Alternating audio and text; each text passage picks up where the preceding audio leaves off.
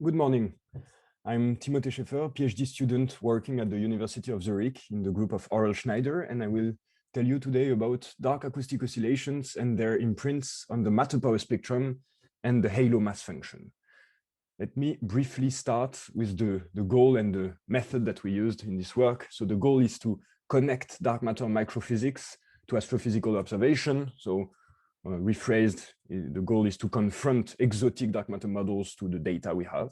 The idea is to constrain at the end and rule out some of these scenarios. Starting from certain extension to lambda CDM, you can derive the linear power spectrum with a Boltzmann solver. Then you run n-body simulation to compute the nonlinear gravitational evolution and to get the statistical properties of the cosmic web. And then you post-process the n-body simulations to predict the shape of certain astrophysical observables. The linear dark matter power spectrum, you know this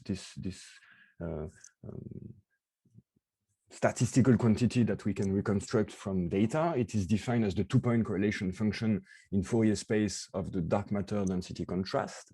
So just to briefly remind you, a K-mode is roughly the inverse of a physical scale, and having large power at a certain K-mode means physically that you have lots of avoidance regions of size R.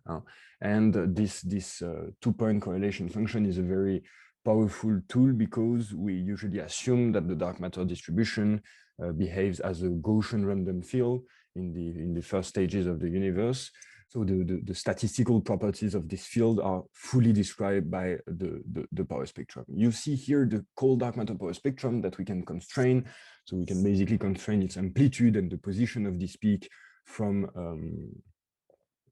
several cosmological probes. At large scale, we use the anisotropies of the cosmic microwave background. Around the BAO scale, we use galaxy clustering. We use cosmic shear, so weak lensing at intermediate scale, and the smallest scales that we can probe are done via the Lyman alpha forest observables. So the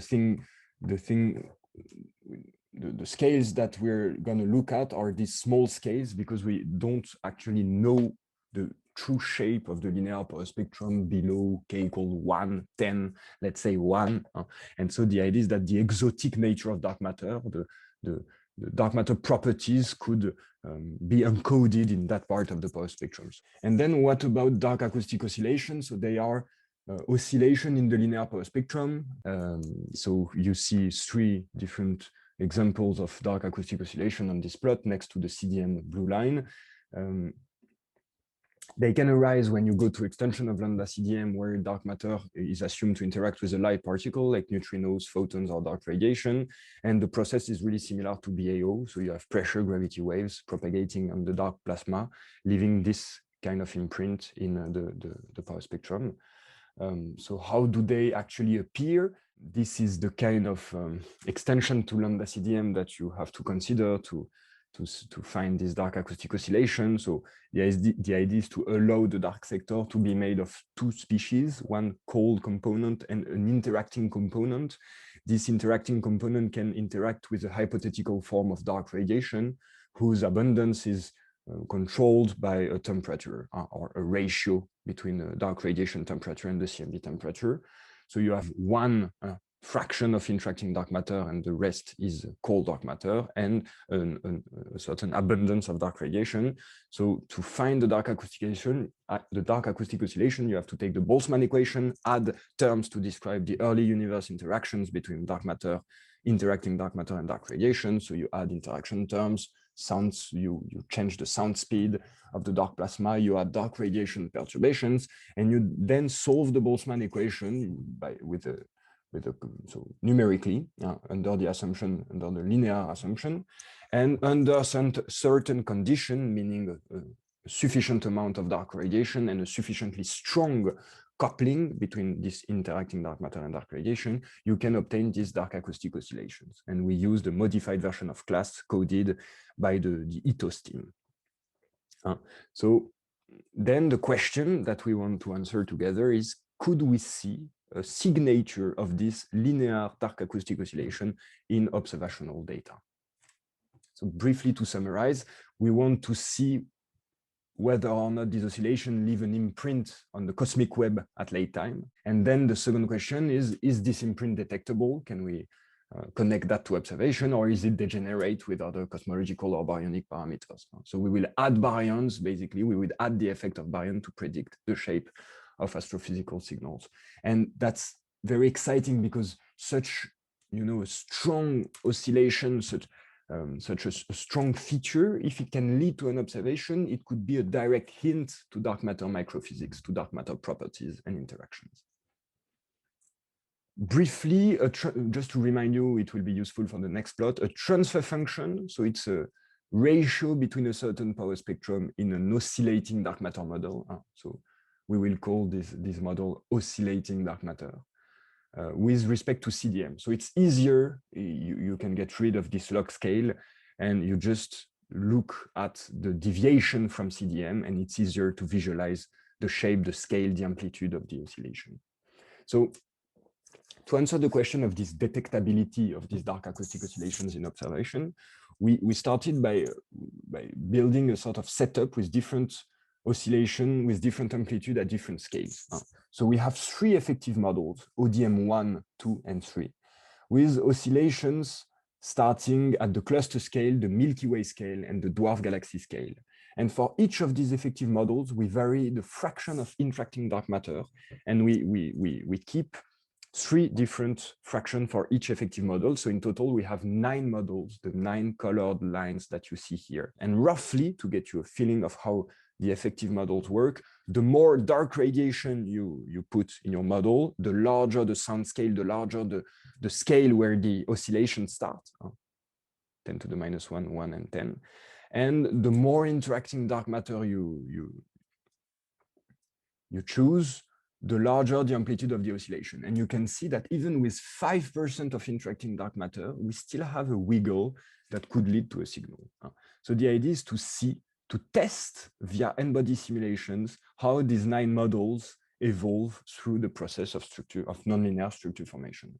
So the first thing that you can measure from a simulation is the 2-point statistic, so the 2-point correlation function, or in Fourier space, the nonlinear power spectrum. And you see on this plot, for the 9 models that I showed you here, these 9 models, the nonlinear power spectra measured from n-body simulations, dark matter only n-body simulations at different redshifts. So the conclusion is the same for all the models. And I show you this ratio plot with CDM to really focus on the oscillatory feature and how it evolves through time. The conclusion is the same for the 9 models. The nonlinear regime, which grows from small to large scales, progressively smears out the oscillation. So this effect is known as mode coupling. So basically, for each scale, there is a certain redshift below which you can't distinguish, you can't see the oscillation. So you can't distinguish between this oscillating dark matter model and an equivalent warm dark matter model, looking at the 2-point statistics.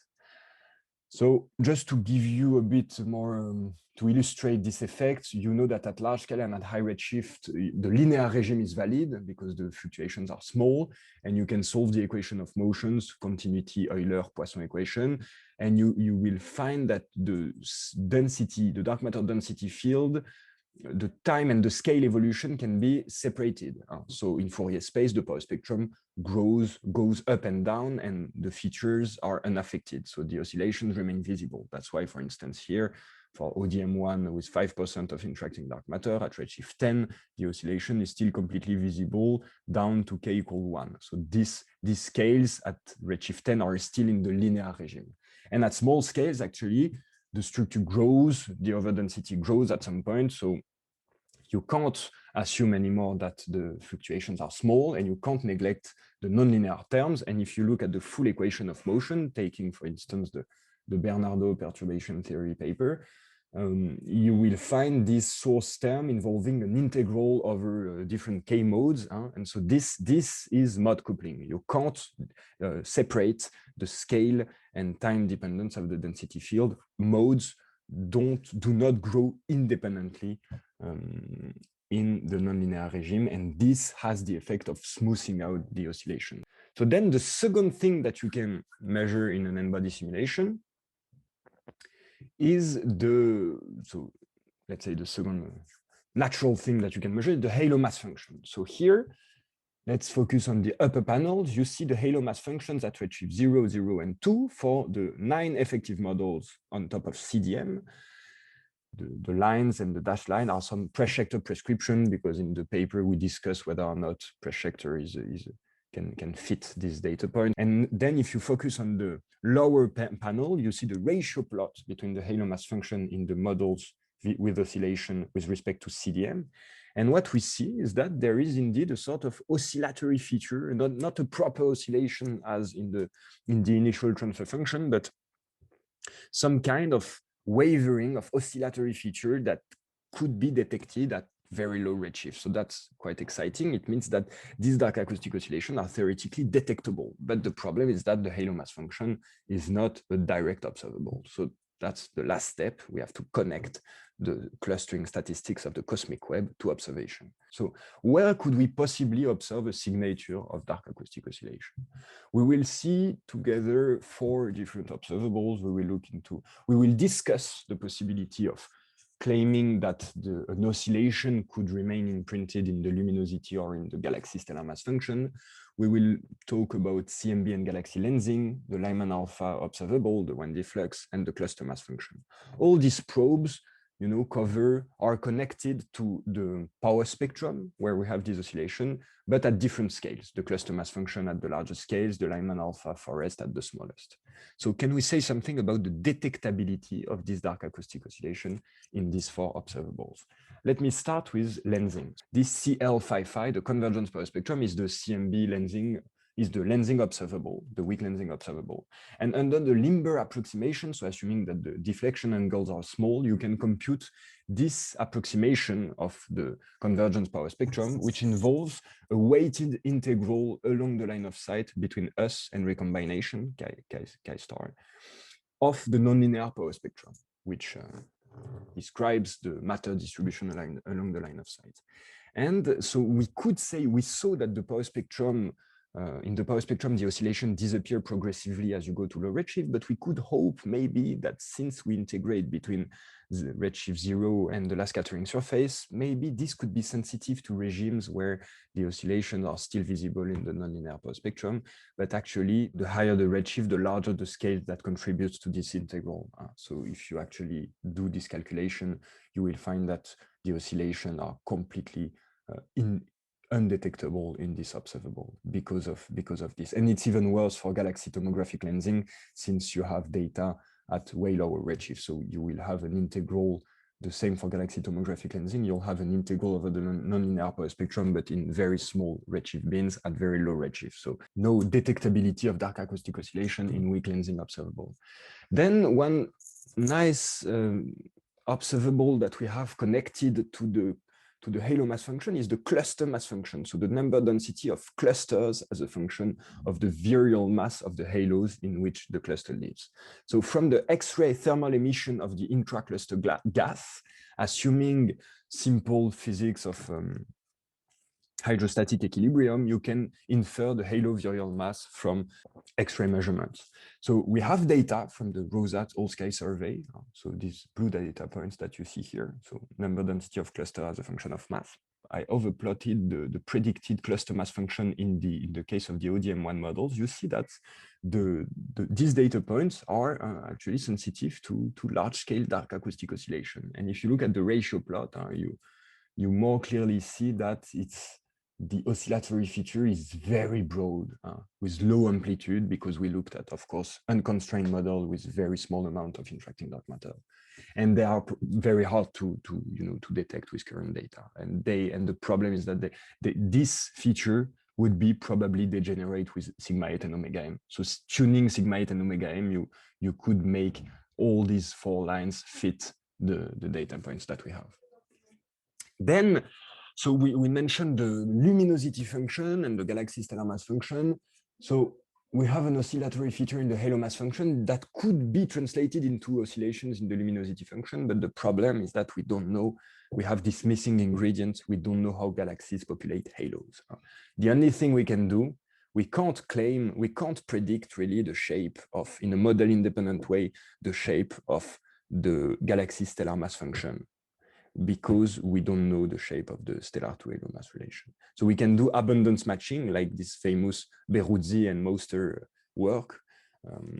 And so we can do abundance matching with our interacting models, with our oscillating dark matter models. Here you see the stellar to halo mass relation, assuming the same galaxy stellar mass function as in the Beruzzi 2013 paper.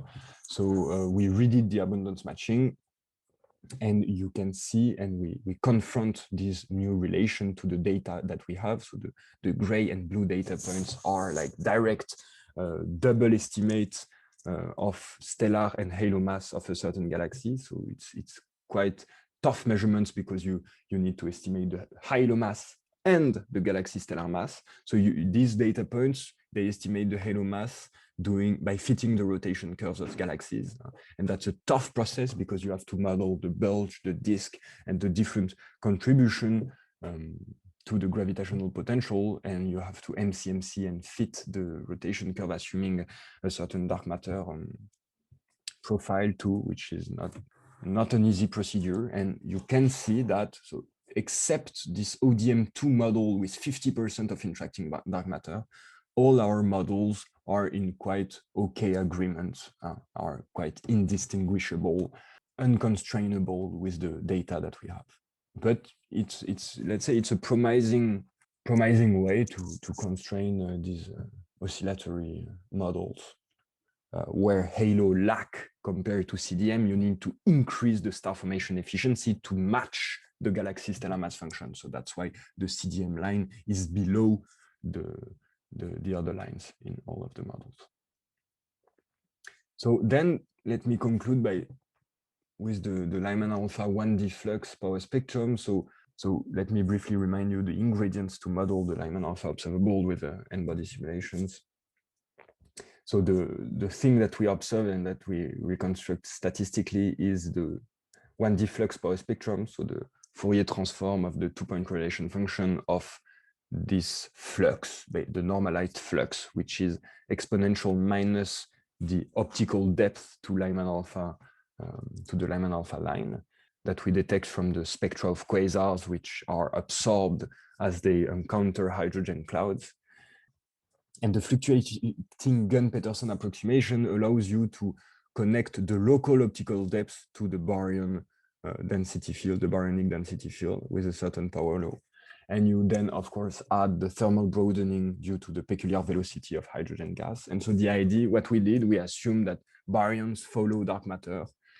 You can statistically estimate the 1D flux power spectrum using the fluctuating Gunn-Peterson approximation, assuming that baryons follow dark matter. You see on the upper panel here for the 9 model at 3 different redshifts, the 1D flux power spectrum and the data points that we have, so from Walter and Ville. So redshift 5, 3, 4. And what you can see, for instance, is if you focus on this blue curve, so ODM2 with 50% of interacting dark matter at redshift 5, the dashed line, we have an oscillatory feature remaining in the Lyman alpha 1D flux power spectrum when it is washed out by nonlinearities from the power spectrums. One way to interpret this would be to say that the Lyman alpha flux is indeed completely absorbed when it encounters halo, which are the highly nonlinear regions. So it is at the end overall sensitive to midly nonlinear regions that are, between the linear and the nonlinear regime. And so that's why you would have this linear feature that remain imprinted in the 1D flux longer than in the global two-point statistics. That's it. Let me conclude. We have these microphysical properties of dark matter that can leave an imprint on large-scale structures. So we have these early universe interactions that can produce oscillations in the linear power spectrum. And these oscillations we saw are progressively washed out in two-point statistics by nonlinearities, but they remain imprinted in the halo mass function. That's one of the most important results of this work. And then when you try to connect this to observation, you see that these dark acoustic oscillations are quite tough to observe with current data. And the most promising avenue probably is to constrain them is the Lyman alpha 1D flux power spectrum. Thank you very much.